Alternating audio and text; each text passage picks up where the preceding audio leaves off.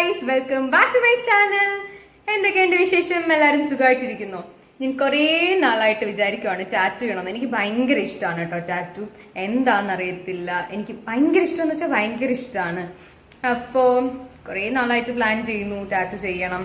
പക്ഷേ എനിക്ക് ഭയങ്കര പേടിയാണ്. എനിക്ക് ഈ പെയിൻ അല്ല പേടി, നീഡിലാണ് എനിക്ക് പേടി. അപ്പോൾ എൻ്റെ ഫ്രണ്ട് ഓൾറെഡി ടാറ്റു ചെയ്തിട്ടുണ്ട്. ഫ്രണ്ടിൻ്റെ ഫ്രണ്ടിന് ടാറ്റു ചെയ്യണം. അപ്പോൾ എന്നോട് ചെല്ലുന്നോന്ന് ചോദിച്ചു. ഞാനും ടാറ്റു ചെയ്യാനുള്ള പ്ലാനിങ്ങിലാണ്. ചിലപ്പോൾ ഞാൻ ഇന്ന് ചെയ്യും, ഇല്ലെങ്കിൽ ഡീറ്റെയിൽസ് ഒക്കെ ചോദിച്ചിട്ട് വന്നിട്ട് പിന്നെ ഒരു ദിവസം പോയി ചെയ്യാം. അപ്പോൾ നമുക്ക് പോവാം. ഞാൻ ബസ് സ്റ്റോപ്പിലെത്തി. നല്ല വെയിലായിരുന്നു. നമുക്കോടെ എടുക്കാൻ പറഞ്ഞതാണ്. മടി കാരണം വേണ്ടാന്ന് പറഞ്ഞു.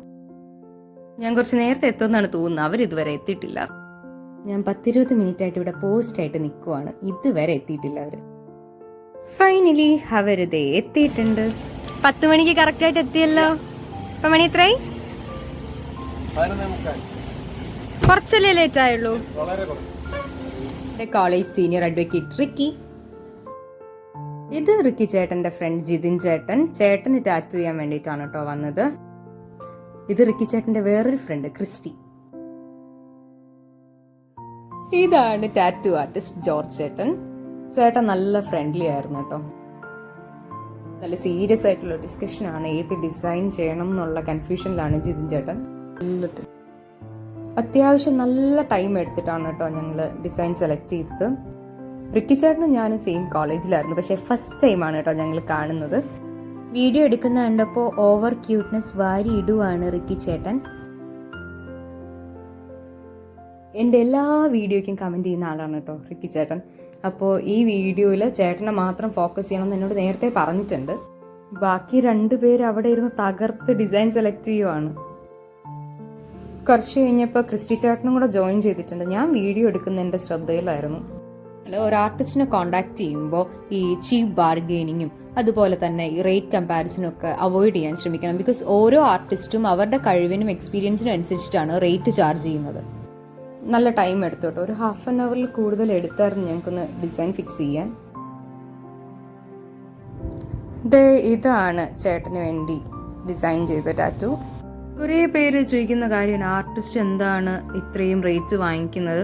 ഇപ്പൊ തന്നെ കണ്ടല്ലോ, ടാറ്റു ചെയ്യുന്ന എല്ലാവരും കാണുന്നത് ഈ വർക്ക് മാത്രമേ ഉള്ളൂ. പക്ഷെ അതിന്റെ പുറകിൽ എന്തുമാത്രം ബുദ്ധിമുട്ടുണ്ടെന്നുള്ളത് ആരും റിയലൈസ് ചെയ്യത്തില്ല. വർക്ക് സ്റ്റാർട്ട് ചെയ്യാൻ പോവാണ്. എനിക്ക് നീഡിൽ കാണുമ്പോൾ ഭയങ്കരമായിട്ട് പേടിയാവും. അതെന്താണെന്ന് എനിക്കറിയില്ല. ഫസ്റ്റ് ടൈമാണ് ഇവരെ മീറ്റ് ചെയ്യുന്നൊരു തോന്നലേ എനിക്കില്ലായിരുന്നു കേട്ടോ. എല്ലാവരും നല്ല ഫ്രണ്ട്ലി ആയിരുന്നു. I was very comfortable. എല്ലാ ഫീൽഡിലുള്ള ആർട്ടിസ്റ്റുകളും നേരിടുന്ന ഏറ്റവും വലിയ പ്രശ്നമാണ് ഈ ഡിസ്കൗണ്ട് ചോദിക്കൽ, അല്ലെങ്കിൽ ഫ്രീ ആയിട്ട് വർക്ക് ചെയ്യുമെന്ന് ചോദിക്കുന്നത്. ഞാനും ഒരു മെഹന്തി ആർട്ടിസ്റ്റാണ്. സോ എനിക്ക് ഏറ്റവും കൂടുതൽ ക്വസ്റ്റ്യൻസ് വരുന്നത് ഫ്രീ ആയിട്ട് മെഹന്തി ഇട്ട് തരുമെന്നാണ്. ഒരു മിനിമം മര്യാദയൊക്കെ വേണ്ടേ ചോദിക്കുന്നതിന്? നമ്മളൊരു 3 മണിക്കൂർ അല്ലെങ്കിൽ 4 മണിക്കൂർ കഷ്ടപ്പെട്ടിരുന്ന് വരച്ചെടുക്കുന്ന സാധനം ഫ്രീ ആയിട്ട് ചെയ്തു കൊടുക്കുന്നു ചോദിക്കുന്നത് വിവരമില്ലായ്മയെന്നേ ഞാൻ പറയത്തുള്ളൂ. അവർ പറയുന്ന ജസ്റ്റിഫിക്കേഷൻ എന്ന് പറയുന്ന ഒരു മെഹന്തി കോൺ എടുത്ത് ചുമ്മാ സിമ്പിൾ ആയിട്ട് കുറച്ച് വരയ്ക്കുന്നതിനാണ് ഇത്ര എമൗണ്ട് ചാർജ് ചെയ്യുന്നത്. സിമ്പിൾ ആയിട്ടുള്ള കാര്യമാണെങ്കിൽ നിങ്ങൾക്ക് അങ്ങ് തനിയെ ചെയ്താൽ പോരെ. എന്തിനാണ് മെഹന്തി ആർട്ടിസ്റ്റുകളെ വിളിക്കുന്നത്? ഇപ്പൊ ഞാൻ ആർക്കും ഫ്രീ ആയിട്ട് മെഹന്തി ഇട്ട് കൊടുക്കാറില്ല. അതിന് എത്ര ക്ലോസ് ഫ്രണ്ട് എന്ന് പറഞ്ഞാലും റിലേറ്റീവ്സ് ആണെങ്കിലും ആരാണെങ്കിലും ശരി, ഞാൻ ഇട്ട് കൊടുക്കാറില്ല. ഇപ്പൊ എന്റെ എനർജിയും എന്റെ ടൈമും എല്ലാം സാക്രിഫൈസ് ചെയ്ത് ഞാനിപ്പോൾ അവർക്ക് പോയി ഫ്രീ ആയിട്ട് മെഹന്തി ഇട്ട് കൊടുത്തിട്ട് എനിക്കൊരു ബെനിഫിറ്റും കിട്ടാൻ പോകുന്നില്ല. ഇപ്പൊ അവർക്ക് മെഹന്തി ഇട്ട് കൊടുത്തില്ല എന്ന് പറഞ്ഞ് എനിക്കൊരു നഷ്ടവും സംഭവിക്കാൻ പോകുന്നില്ല. അവരുമായിട്ടുള്ള ആ ഒരു റിലേഷൻ ബ്രേക്ക് ആവുമായിരിക്കും. ആയിക്കോട്ടെ, ഐ ഡോണ്ട് കെയർ. ചിലപ്പോൾ അവർ മറ്റുള്ളവരോട് എന്നെ കുറിച്ച് കുറ്റം പറയുമായിരിക്കും. പറഞ്ഞോട്ടെ, ഇതൊന്നും ശ്രദ്ധിക്കാനുള്ള സമയം എനിക്കില്ല. ഓക്കെ ഗൈസ്, അപ്പോൾ നമുക്ക് ടാറ്റു വർക്ക് കാണാം. ഇനി ടാറ്റു ചെയ്ത് തുടങ്ങാൻ പോവുകയാണ് ഗൈസ്. ചേട്ടൻ പ്രാർത്ഥിച്ചിട്ടുണ്ട് നന്നായിട്ട്.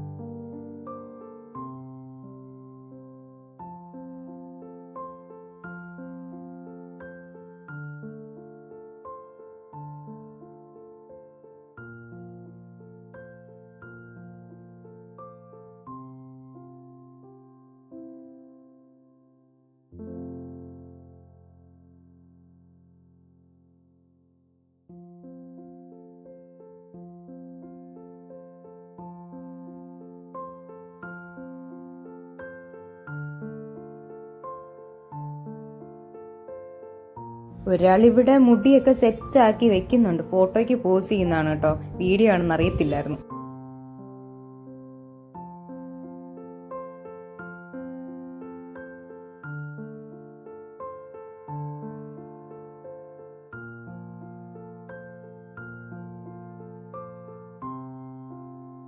എല്ലാവരും തകർത്ത് വീഡിയോ എടുക്കുവാണ് കേട്ടോ, ബിക്കോസ് റീൽസൊക്കെ ഇടാൻ വേണ്ടിയിട്ട്.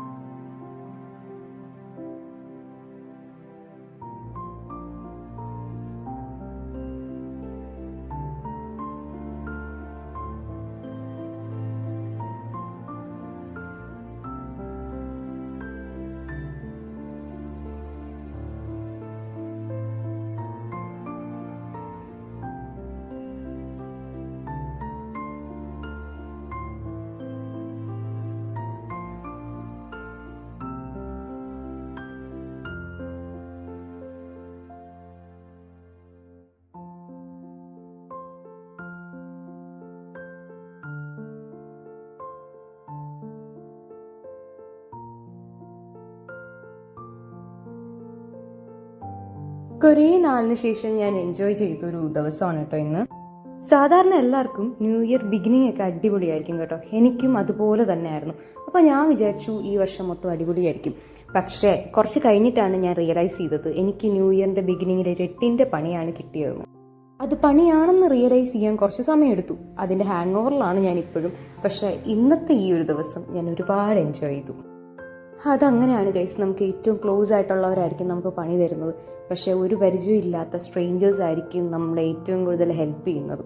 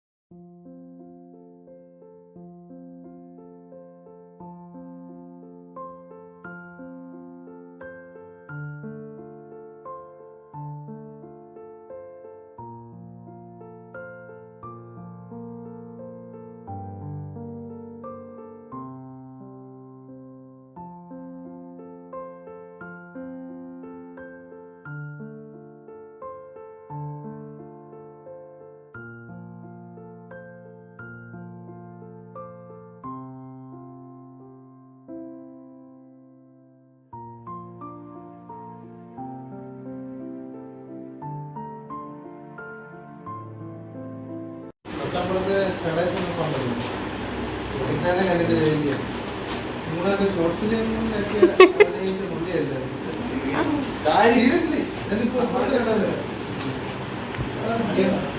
അങ്ങനല്ല എവിടെ കണ്ടിട്ടുണ്ടല്ലോ പറഞ്ഞു കാണാൻ വഴിയില്ല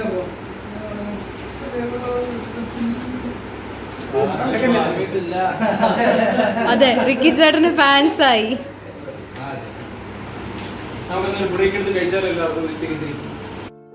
റിക്കി ചേട്ടനും ക്രിസ്റ്റി ചേട്ടനും കൂടെ ഫുഡ് വാങ്ങിക്കാൻ പോയതാണ്.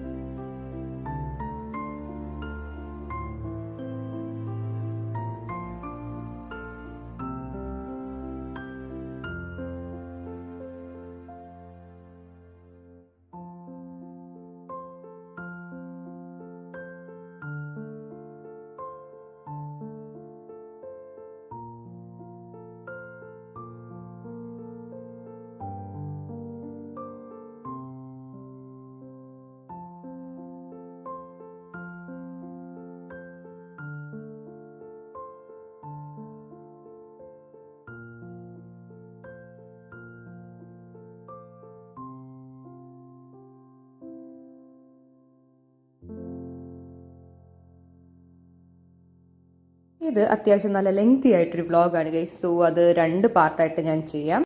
അടുത്ത പാർട്ട് ഫുൾ കോമഡിയാണ്. ഈ പാർട്ടിൽ ക്രിസ്റ്റി ചേട്ടനും റിക്കി ചേട്ടനും ആക്ട് ചെയ്ത ഒരു ഷോർട്ട് ഫിലിം ഉണ്ട്. അതും എല്ലാം ഇൻക്ലൂഡ് ചെയ്തിട്ടുള്ളതാണ് അടുത്ത വ്ളോഗ്.